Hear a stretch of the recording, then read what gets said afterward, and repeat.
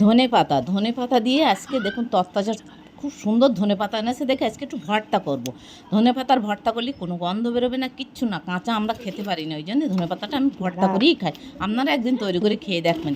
কে কে ভর্তা খেয়েছেন আচ্ছা ঠিক আছে, রাগ আমাকে করে দেখছি। কমেন্ট করে অবশ্যই জানাবেন। আর যদি না খেয়ে থাকেন, আমি যেভাবে করছি এইভাবে তৈরি করে একদিন খেয়ে দেখুন। এই ধনে পাতার ভর্তা খেতে অসাধারণ লাগে, এই দিয়ে এক থাল ভাত খাওয়া হয়ে যাবে। ভিডিওটি প্রথম থেকে লাস্ট অবধি অবশ্যই দেখবেন। দেখুন কত সুন্দরভাবে আমি পাতাগুলো মিক্স করে নিয়েছি, নিয়ে এখানে একটু লঙ্কা আর আদা দিয়েছি, আর 5 ফোড়ন দিয়ে, পেঁয়াজ ফোড়ন দিয়ে পাতাটাকে আমি সুন্দরভাবে জলটা শুকিয়ে নেব। শুধু এখানে সামান্য একটু নুন দিয়ে দিয়েছি। আর এখানে যদি গন্ধ লাগে আপনাদের মনে হয় একটু লেবুর রস দিতে পারেন, কিংবা 2-4 দানা মিষ্টি দিতে পারেন। আমাদের খায় না বলে আমি মিষ্টিটা অবশ্যই দেইনি। এখানে নুন আর হলুদ দিয়ে সামান্য ভাজা ভাজা করে নিতে হবে।